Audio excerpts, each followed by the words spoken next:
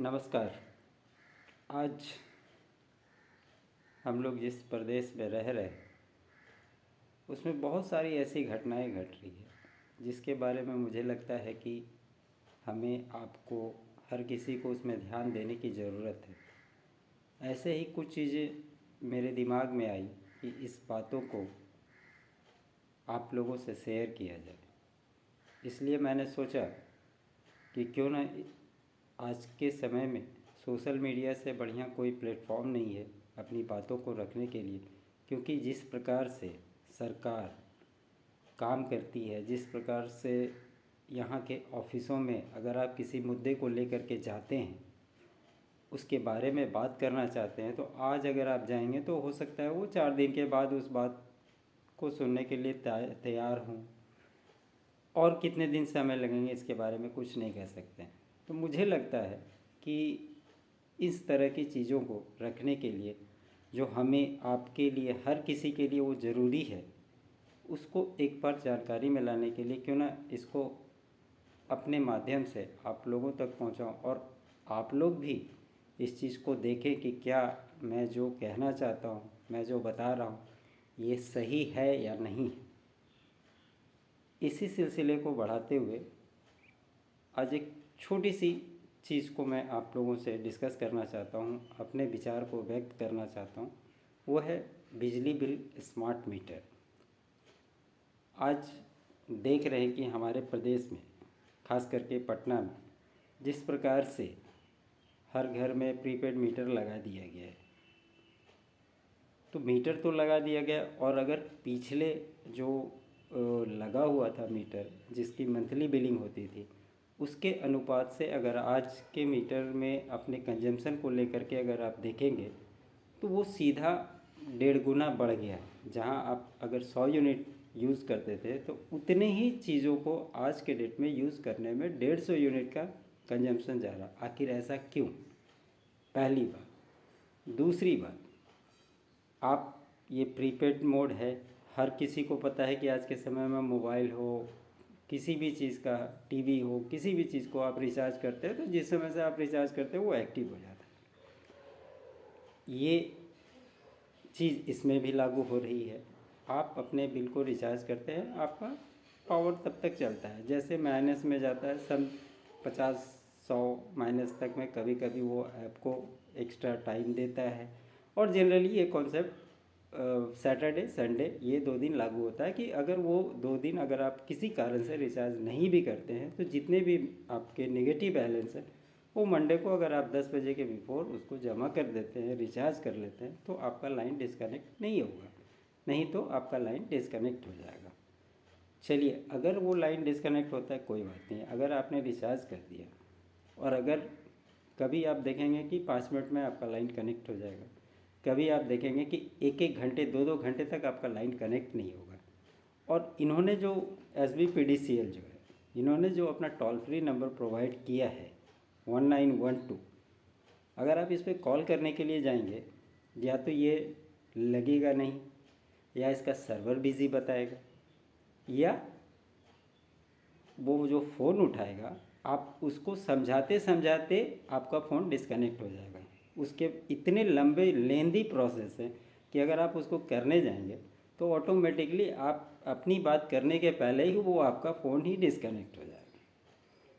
तो इसमें मैंने जो अनुभव किया, मैं जो देख रहा हूँ, मुझे तो एक चीज़ इसमें सबसे बड़ी कन्फ्यूजन ये लगती है कि जितने भी डेली के यूनिट्स उठते हैं, आप उसका पैसा एडवांस में सरकार को पे कर रहे हैं, तब वो आपको बिजली दे रही है। यहाँ तक तो ठीक है, कोई भी दिक्कत नहीं है। लेकिन इसका भी बिलिंग होता है नेक्स्ट मंथ में जब आपका बिल जनरेट होता है। तो हर सरकार सब्सिडी प्रदान करती है, हमारी भी सरकार सब्सिडी देती है। लेकिन मेरा सवाल ये है कि अगर आप टोटल बिलिंग में सब्सिडी का जो पैसा आप उसमें एडजस्ट करते हैं, वो पैसा कहाँ जाता है? क्या आपने अपने बिल को खोल करके उसमें भी आप अगर डिटेल से देखेंगे तो आपको दिखेगा कि इसमें सब्सिडी गवर्नमेंट का सब्सिडी पैसा इतना माइनस करके आपका इतना का बिलिंग हुआ।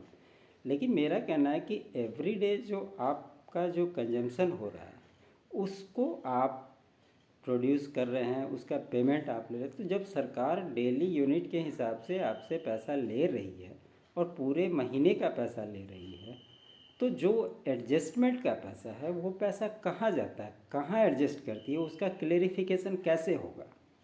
जिस प्रकार गैस में, अदर चीज़ों में सेंट्रल गवर्नमेंट सब्सिडी देती है, तो पैसा आपसे तो पूरा लेती है और सब्सिडी का पैसा जो भी हो 50, 25, 100 जो भी उसका सब्सिडी का बनता है वो आपके अकाउंट में दे देती है। तो फिर यहाँ की सरकार और ये जो सरकार सब्सिडी देती है उसका क्लेरिफिकेशन कौन करेगा? क्या इसमें सरकार को ध्यान देने की ज़रूरत नहीं है कि आप जो सब्सिडी दे रहे हैं उसका जस्टिफिकेशन कहाँ हो रहा है? क्या आप बता पाएंगे कि वो पैसे कहाँ जा रहे हैं, वो आप कैसे हमें उसे रियायत दे रहे हैं? इस चीज़ का भी क्लेरिफिकेशन होना बहुत ज़रूरी है। मुझे लगा इस चीज़ को आप लोगों से डिस्कस करने की ज़रूरत है, लोगों को बताने की ज़रूरत है, क्योंकि ऐसे हमारी आपकी बात तो कोई सुनने वाला है नहीं। तो मुझे लगा कि इस चीज़ पे चर्चा होनी चाहिए। मेरे मन में ये विचार आया कि हाँ, इस चीज़ को बोला जा सकता है, बताया जा सकता है, तो इसलिए मैंने इस चर्चा की शुरुआत आप लोगों से की है। अगर आप लोगों के पास भी इस तरह की चीज़ों को, जो आसपास हम लोगों के समाज में जिस तरह की बहुत सारी घटनाएं होती है जिसको कि हम लोग देखते हैं लेकिन नज़रअंदाज कर देते हैं, उस चीज़ों को ध्यान देने की ज़रूरत है, बताने की ज़रूरत। इसी माध्यम से हम आप मिल कर के ही इसको सरकार तक पहुंचा सकते हैं, इस चीज़ों को सुधार कर सकते हैं, सुधारने की एक प्रयास तो ज़रूर कर सकते हैं। तो मुझे लगता है कि इससे बढ़िया कोई रास्ता नहीं हो सकता अपनी बातों को रखने का। और आप लोग भी मेरी बातों को एक बार ध्यान से देखें, अपने बिल को चेक करें, और अगर लगता है कि ये चीज़ है तो कहीं ना कहीं इस बात को और भी लोगों को बताएं और देखें कि क्या ये होना चाहिए, इसकी क्लेरिफिकेशन होनी चाहिए या नहीं होनी चाहिए, इसका अनुपूरक क्या उपाय होना चाहिए। सरकार को क्या ऐसी कोई व्यवस्था नहीं कि इसके जो सीनियर अथॉरिटी, अगर आप सर्च करेंगे गूगल में तो बहुत सारे लोगों के नाम दिखाएंगे, लेकिन अगर आप कॉल करने जाएंगे तो उससे संबंधित कोई भी लोग आपको रिस्पॉन्ड नहीं करेंगे। तो एक तो इस टोल फ्री नंबर को, इसको आसान बनाना चाहिए, उनको ऐसा नंबर प्रोवाइड करना चाहिए जो लोकेलिटी में होनी चाहिए, उसके आधार पे कंज्यूमर को प्रॉब्लम ना हो। लेकिन क्या इसमें सुधार होगा, कब होगा, ये तो कहना बहुत मुश्किल है। लेकिन हमारे आपके प्रयास से मुझे ऐसा लगता है कि इस चीज़ों को आगे जा कर के कहीं ना कहीं बात उठाने से ही बात पहुंचती है और बात पहुंचाने से ही बात बनती है। तो मेरा ये मानना है कि इस बात को ज़रूर पहुंचाना चाहिए और इससे बेहतर कोई माध्यम नहीं हो सकता। मुझे ये चीज़ आई मेरे नज़र में, तो मुझे लगा कि मुझे ये शेयर करना चाहिए, बताना चाहिए, ताकि आप लोग भी इस चीज़ को देखें और इसको आगे बताएं। आप लोगों को मेरा ये विचार कैसा लगा मुझे ज़रूर बताएं कमेंट करके। मैंने इसी सब को लेकर के अपना चैनल जो है प्रोड्यूस किया है, प्रेम की बात आपके साथ। अगर आपको अच्छा लगे तो उसे शेयर करें, सब्सक्राइब करें, लाइक करें। Thank you.